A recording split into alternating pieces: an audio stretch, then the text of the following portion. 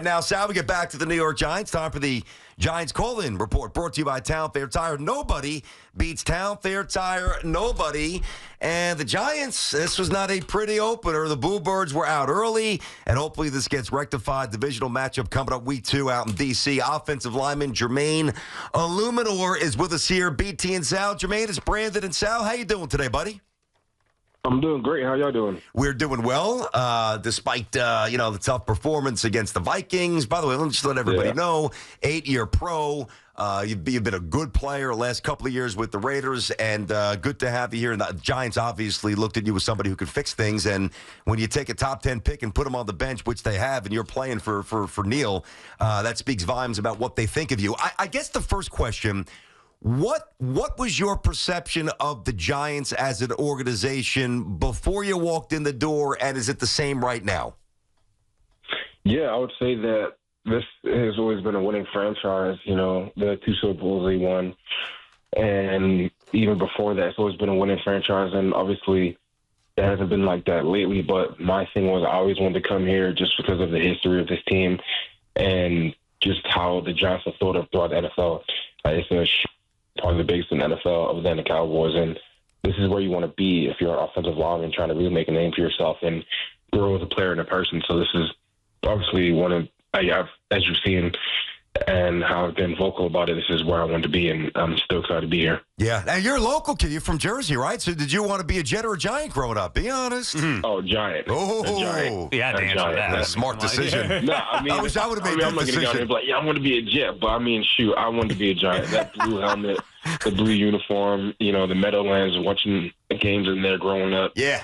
Like I said, that place was epic. And, MetLife on Sunday, obviously, it didn't go the way we wanted to, but that first quarter, seeing that atmosphere and the fans as crazy as they were getting, that was similar to the atmosphere I saw growing up in Jersey when I moved here from London. So that's the type of atmosphere I want to play in, and it was cool as hell for me. And you did get to play in front of that fan base on Sunday, and there were some Bluebirds out, Jermaine. And I know you had some comments after the game.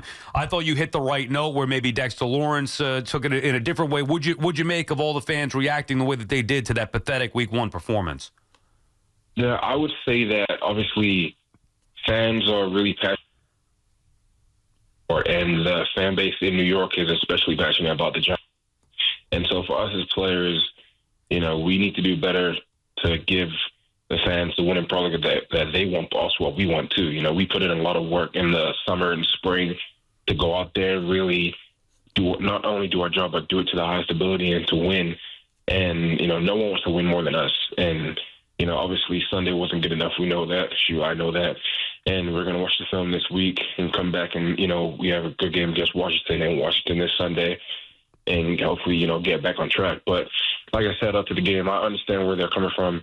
I don't blame them. I get it.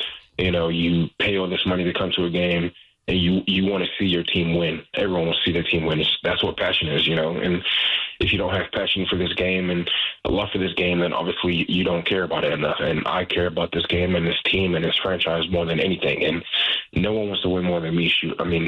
Dex wants to win too. He's been in for 6 years now.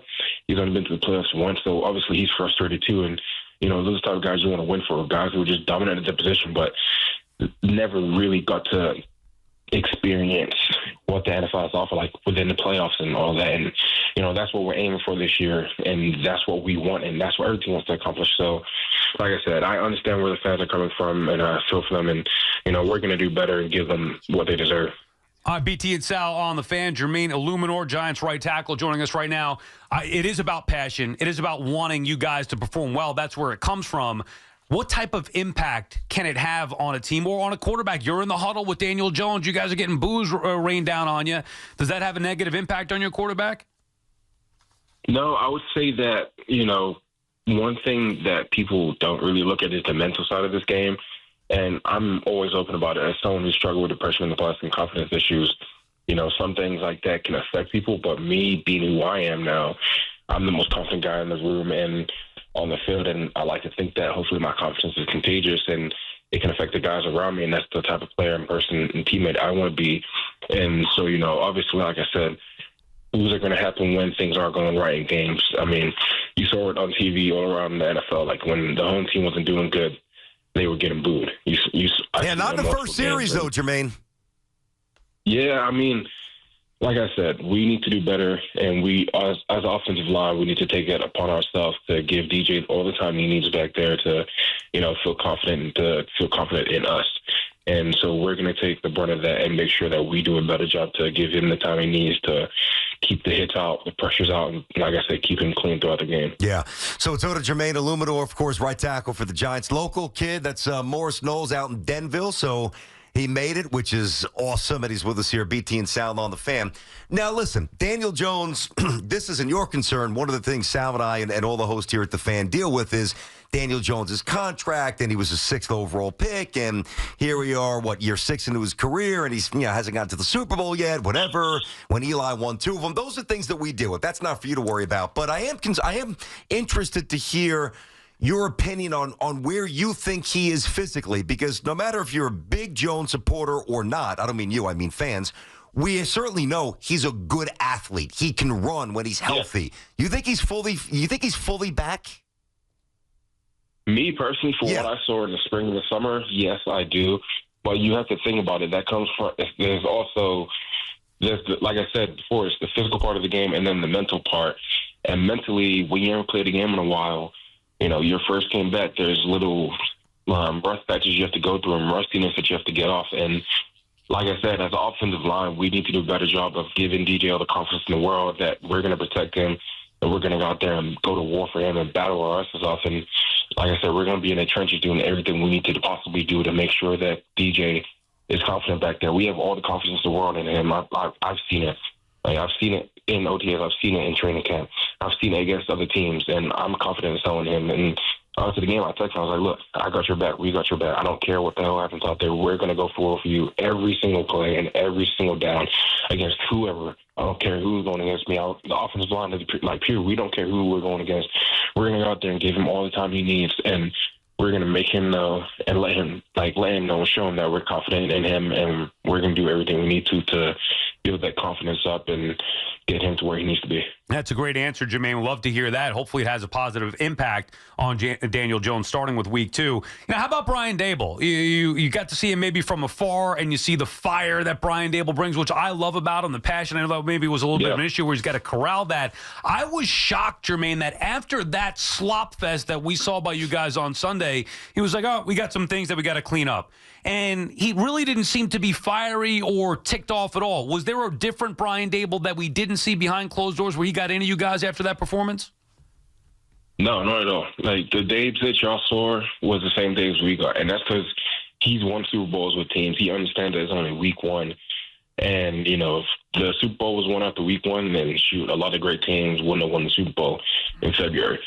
And so we understand that, and we also understand that we have to be better, and he understands we have to be better, but it's not just one person. It's a joint effort. It's not just one person on the field. It's 11 on defense, 11 on offense, and then you have your kicker, your punter, and your long snapper, and everyone else who plays special teams. Like, you don't win games alone. You win them together, and we all understand it, and Dave understands it too. And like I've said it in the media before too, Dave is one of the best head coaches I've been around personally, just because of how he believes in all of his guys and the belief he gives you and the confidence he gives you. Yeah. Like I said before, I've always struggled with confidence. So even when I'm out there, constantly reminding myself how confident I am, and having a coach like Dave on the sideline to reaffirm that confidence for you and just show you how confident he is in you is cool as hell. And I love Dave's. And like I said, I'm going to war for him every single Sunday, too. There you go. So I got one more for you, Jermaine Eluemunor, one of the offensive linemen for the Giants, BT and Sal. He'll be with us all season, so this will be fun. We'll get to really know you, and we'll go through, hopefully, some more ups than downs. Right now, it's a down off week 1. It is what it is. But talking about Dable, I need clarity on something because we couldn't really tell what he meant. After the game, we all expected more shots downfield. The Giants have some weapons on the perimeter, Malik and Wan'Dale Robinson, healthy. You know your teammates, of course, and others who can move. And there weren't any. Mm-hmm. Now, Dable's answer, I couldn't tell if he was basically saying we called them, but they didn't, basically my quarterback didn't let it fly. You're in the huddle. Were there a couple of downfield shots called that just didn't materialize? What happened? So the one thing you have to look at with these shots that are called, it's all dependent on the defense and how their coverage reacts to these shots that are called. Like, we can call shots for Malik. We can call shots for Wandale, for Slate, for Jalen, but it all depends on how the coverage plays out. So, yeah, we can call a shot, and we did call shots, but their defense shifted towards the shot, so it left some guys open, and shorter routes, and that's what you saw. So a lot of the shorter throws we had, obviously they were shots, but, it's kind of like throughout my entire career. So it's been take the profit. In New England with Tom Brady, take the profit. And, that's what made them so good. And that's what made him so good is you're not going to try to force anything down the field if it's not there. But you also have alternate routes that are available for you when the shot is taken away. And also with some of the shots too, there was just some pressure in DJ's face where, we had a shot called, but there was pressure from somewhere. And as a quarterback, it's hard to get that shot out if there's a little bit of pressure in your face. And so, like I said, we have, as an offensive line, need to take it on our shoulders to make sure DJ stays clean, and we give him the confidence in that pocket to really hold the ball for as long as he needs to take that shot downfield. Because, like you said, we have the weapons to do it. We have all the talent in that building we need to be a winning team and do damage this year, and I truly believe that we will. Jermaine, a lot of aspects of the game, throwing the football, catching the football, blocking a big, nasty lineman coming at you. It's physical stuff that is very difficult for the normal person to think about. But one thing that I always think I would have an impossible time doing is remembering all these plays and different calls. How the hell do you do that in that huddle there? You got Jones barking out a bunch of different things, whatever Dable's saying in his headset. How do you remember every play that's going on in there? Yeah, that's part of the game as offensive lineman. You have to be intelligent, one, and then two, you just have to know your job. And, a lot of things go into one play that a lot of people don't see. Like, the naked eye doesn't see what all goes into one play. But that's why you're seeing offensive linemen get paid the money they are, because it's such a tough position to play, and it's a really tough position to be consistent at.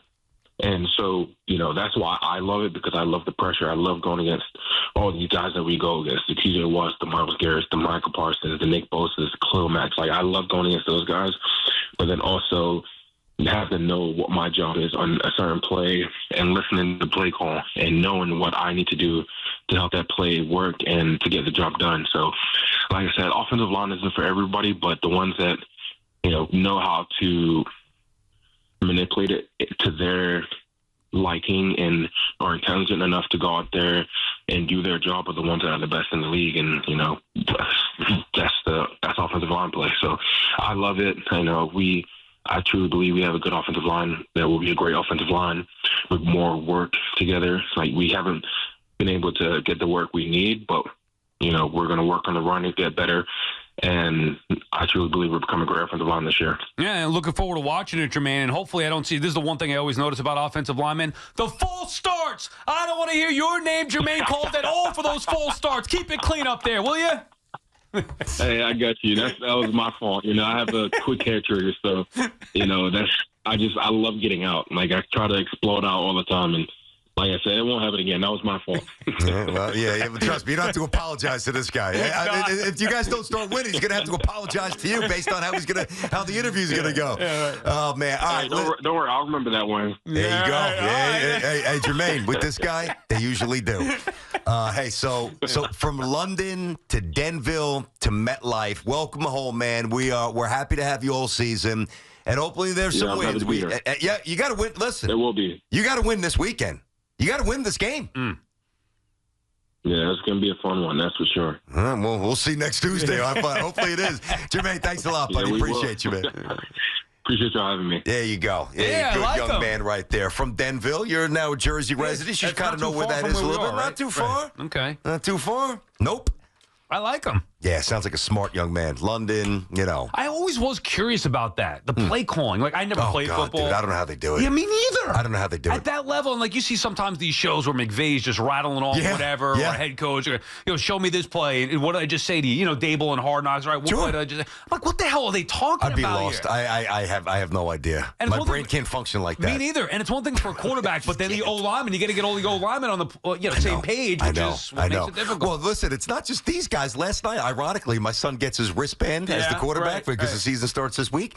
Dude, there's 20-something plays that it's just started. Good Formations, this left, He's this got to right. study it and memorize it? Yeah. Oh, yeah. That's a little bit different. You'd rather study that than, math or whatever. Oh, of course. And speaking of math, he comes home. Last time was the first night that they actually got homework because first couple days you do nothing. I had no idea. Math, 4th grade. Myself, my wife, and my mother-in-law were looking at each other like 3 idiots. Yeah, We had no idea. It's hard, dude. Wait, you're laughing. Wait till your daughter's like, she's 4, she's young. Wait. Let mommy take care of that. Yeah.